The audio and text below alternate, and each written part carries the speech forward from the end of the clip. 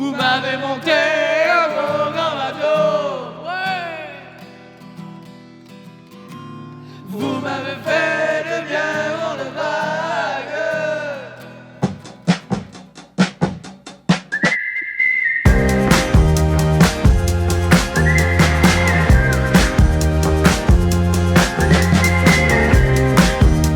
Bonjour, je vais vous raconter une histoire.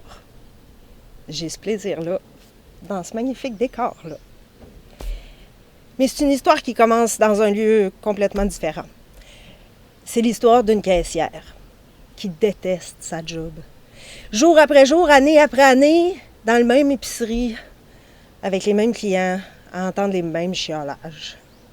Elle ne comprend pas pourquoi la retraite anticipée, c'est réservé aux gens qui ont des jobs payantes, avec des fois beaucoup plus d'intérêt que la sienne.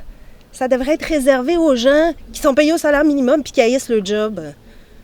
Mais non, elle est pognée là, à passer des articles. Mip, mip. Un jour, il y a 2 clients. Pendant qu'elle passe les articles, ils jasent devant la caisse. Ils parlent d'une roche. Mip. Une roche qui s'appelle la pierre philosophale. Mip. C'est une roche qui change le plomb en or. Mip. Hey, si elle avait une roche qui change le plomb en or, elle pourrait la prendre, sa retraite. Écoute, du plomb, elle en a bord en bord de sa vie. Elle en a d'un pied quand elle s'en va travailler. Elle en a dans le ventre quand elle revient. Des fois, elle est tellement écœurée, elle rêve de s'en passer un bord en bord de la tête. La journée de congé suivante, elle s'en va à la bibliothèque. Pierre philosophale, alchimie, rayon des sciences, pas grand-chose. Mais rayon des contes et légendes, il y avait plein d'affaires. Elle est sortie les bras chargés de livres qu'elle a dévorés. Et pour en conclure, à force de lecture et de conjecture, que la pierre était dans une telle place. Elle regarde sur Internet, c'est loin. Les billets d'avion pour y aller, c'est cher. Tout l'argent qu'elle ramasse pour essayer d'anticiper sa retraite va y passer, juste pour l'aller. Ah non, si elle avait une pierre qui change le plomb en or, ben, ça serait réglé, fait qu'elle achète le billet. Quand elle arrive là, ben, elle se met à poser des questions aux gens. Elle demande, puis ceux qui ont le plus de choses à dire, évidemment, c'est les gens qui racontent les contes, les légendes. Et elle finit par en conclure que la pierre n'est pas dans le coin. Elle est plus loin. Elle n'a plus d'argent. Bon, elle se met à faire du troc, une petite jobine par-ci, une petite jobine par-là. Elle fait du pouce, puis un pas, puis une enjambée, puis une avancée. Puis comme ça, au fil de son voyage, elle pose des questions. Puis à force de se faire raconter des histoires, elle réalise que la pierre n'est pas dans le coin, c'est plus loin. Pendant des mois, elle voyage. Et un soir, elle est accueillie par une famille. La barrière de la langue s'est tellement épaissie au fil du voyage. Avec eux autres, elle communique plus par signes que par mots. Il y a la grand-mère qui est assise dans un coin, toute seule, qui se berce. Puis à un moment donné, elle marmonne, mais là, le volume de la grand-mère augmente, il augmente de plus en plus. Le débit aussi, elle vient assez énervée, ils ont peur qu'elle fasse une syncope. Sa fille, elle s'approche, elle met la main sur l'épaule. Puis comme elle peut, elle traduit pour la voyageuse que la grand-mère est en train de dire. La pierre que la voyageuse cherche est au bord d'un lac, au cœur d'une forêt qui commence en arrière de la maison. Toute la famille part à rire, et la bonne femme à délire, comme d'habitude. Mais la voyageuse, elle a assez entendu de contes pour savoir qu'elle touche au but. Et le lendemain matin, elle entreprend de traverser la forêt. C'était tellement enchevêtré là-dedans qu'elle voyait même pas le ciel des bouts. Il y avait tellement de moustiques dans ce place-là que pendant que tu essayais de les empêcher de te rentrer dans les oreilles, dans le nez, ils te bouffaient au complet, les autres. Juste avant qu'elle vire folle, parce qu'elle n'avait pas pu se reposer, elle mangeait quasiment rien que de la mouche depuis des jours. Juste avant la folie, elle voit une éclaircie, elle sort d'entre les arbres. Elle laisse derrière elle la forêt puis les moustiques. Puis, elle est au bord du lac.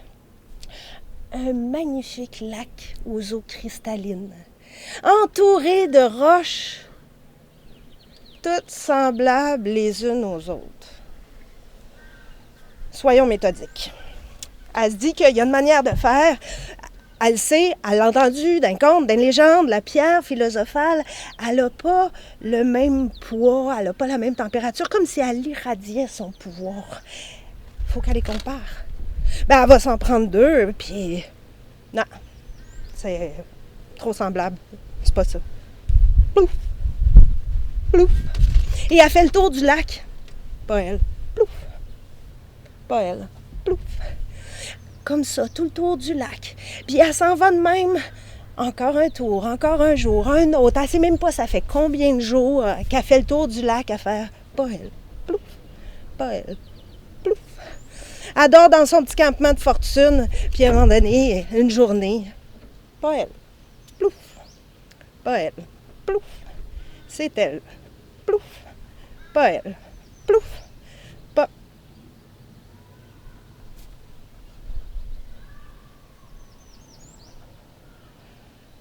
Elle est tombée à genoux parmi les cailloux, puis ensuite assise sur le bord du lac.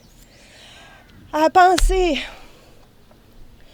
Tout son argent, elle l'avait mis dans ce voyage-là. Elle a pensé à tous les kilomètres parcourus, tout le travail fait, tous les contes qu'elle avait lus, tous ceux qu'elle avait écoutés, tous les paysages traversés, tous les gens rencontrés. Puis elle a senti le poids en dedans d'elle se soulever.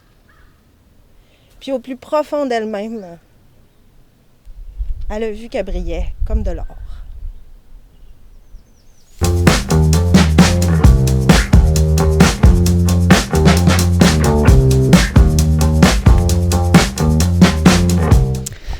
Yolène, qui es-tu?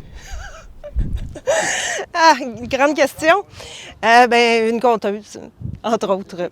Beaucoup de choses, beaucoup de façons d'être, mais par rapport au conte, c'est devenu une carrière depuis quelques années et j'en suis très heureuse. Oui. D'où viens-tu? Je suis curieux de savoir. Je sais que tu es du coin, mais de où précisément? Je viens de Saint-Élie-d'Offord et de Sherbrooke. Alors, j'ai passé une partie de mon enfance dans les deux endroits, donc des cantons de l'Est. Super, merci. Par où s'est commencé cet amour-là du conte ou le fait que tu contes des histoires? Ça part d'où, ça? Ça part d'une expérience en particulier à Kaposo, un été en camping. Le camping chez Jerry, les gens de ma génération, ils connaissent ça super bien. Un monsieur qui nous laissait camper gratuitement sur son terrain tant qu'on était allé se présenter avant à la maison, l'autre bord du chemin. Puis il y avait un terrain, il y avait même une partie de la grève qui y appartenait.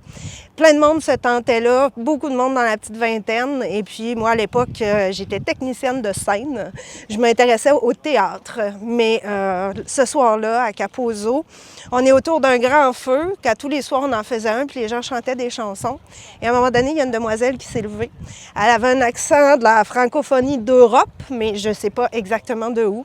Puis elle a dit, je ne connais pas les mêmes chansons que vous, mais je connais un conte. Je connais des contes. Si vous voulez, je vous raconte une histoire.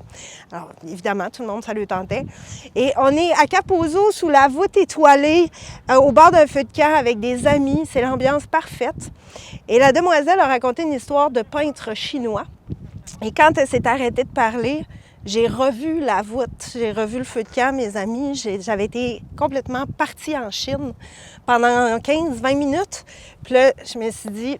C'est complètement extraordinaire. Tu peux même pas vouloir quitter un endroit comme ça, mais tu viens d'avoir un voyage gratuit en Chine. Et puis, j'ai regardé la copine avec qui je voyageais sous le pouce. Puis là, j'ai dit, moi, je vais être capable de faire ça dans la vie. Fait que c'est entre autres de là que ça vient. De plein d'affaires, mais ça, entre autres. Ah, wow! C'est une belle première expérience, clairement. Justement, comment tu décrirais ta relation en ce moment, ou peut-être même qui a évolué avec le temps, avec le conte, cet art-là que tu pratiques maintenant comme carrière dans ta vie? La relation avec le conte. En fait, il y a des contes qui sont juste intéressants pour moi à entendre, à lire, mais c'est pas nécessairement des contes que je vais raconter. Ça se précise de plus en plus au fil des années ce que j'ai envie de raconter. Moi, ce que j'ai envie de faire, c'est cultiver l'empathie. C'est de cultiver chez les gens cette façon de s'imaginer à la place de l'autre pour le laisser être, pour mieux le comprendre. Et puis avec le conte, ce que je cherche, c'est de faire ça subtilement à travers une histoire pour pas dire aux gens quoi faire. Les morales dans les contes, entre autres les Québécois, on n'aime pas ça. Il y a d'autres cultures peut-être qui le supportent mieux. Les Québécois, on n'aime pas ça, se faire dire ce qu'on devrait faire, ce qu'on devrait penser. En tout cas, je crois. Et puis, Ce qui est intéressant avec une histoire, c'est que les gens y entendent ce qu'ils ont besoin d'entendre à travers l'histoire. Il y a même des fois, on ne sait pas ce qu'on vient de raconter pour une personne. Puis ça m'est arrivé, quelqu'un qui vient me voir après un show, j'ai tellement aimé quand tu as parlé de telle affaire, puis j'avais aucun souvenir d'avoir raconté ça et je pense pas que c'est un trou de mémoire. Je pense que la personne, c'est ça qu'elle avait besoin d'entendre. C'est comme ça qu'elle l'interprétait, l'histoire, puis c'est parfait qu'elle fasse ça. Bien justement, un peu en lien avec ça, en quoi crois-tu que c'est peut-être, bien justement, si tu pratiques ça encore de nos jours, en quoi le conte, pour toi, il y a une pertinence peut-être encore de nos jours là? On sait que c'est un art qui est là depuis des millénaires, mais est-ce que tu pourrais m'expliquer peut-être un peu mieux pourquoi tu crois que c'est, tu l'as un peu mentionné dans la réponse précédente, là, mais pourquoi toi, le conte, finalement, c'est encore pertinent de nos jours puis que tu le pratiques en ce moment dans ta vie? En 2021, là? Bien, c'est une façon surtout d'entrer en relation avec les gens. C'est de créer des espaces de rencontre, des espaces d'écoute. Puis c'est important d'être à l'écoute de ceux à qui on raconte aussi.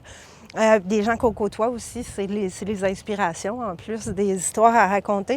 Puis les gens ont encore, la plupart ne le savent pas peut-être, mais ils ont encore besoin de se faire raconter des histoires de toutes sortes. Parce que je pense que ça parle de nous, les contes, ça parle de l'humanité. Puis ça nous permet de refaire contact des fois avec notre humanité, d'écouter des contes, puis avec les autres. Merci. Peut-être une petite pensée aux gens qui aimeraient se lancer dans le milieu des arts de la parole, du conte peut-être plus précisément, soit même des conteuses ou des conteurs de la relève qui sont là en ce moment. Est-ce que tu aurais un conseil ou quelque chose à leur dire pour peut-être les encourager de poursuivre ce chemin-là ou simplement pour leur donner peut-être une meilleure idée de ce qui va se passer du milieu ou comment s'améliorer ou comment monter jusqu'au stade de pouvoir faire ça de leur vie? Le plus important, c'est d'être à l'écoute. C'est d'écouter ce que les autres font. Des fois, on voit des choses que ça nous enseigne comment faire. Il y a des choses, ça nous enseigne quoi ne pas faire. On voit de tout. C'est important de développer son écoute du public, comme je disais tantôt. L'écoute de soi, l'écoute de d'autres spectacles, de d'autres histoires qu'on raconte. Comment c'est raconté? Qu'est-ce qui nous appelle, nous autres, là-dedans? Puis d'être patient. C'est un petit milieu, c'est des fois lent, faire sa place, des fois non. Je leur souhaite de la chance, puis je leur souhaite d'aimer travailler, parce que ça demande beaucoup de travail aussi. Ouais. Super, merci beaucoup Yolène. Avec plaisir, merci. Merci d'avoir été avec nous aujourd'hui au Lac-Saint-Charles. Merci encore pour tout.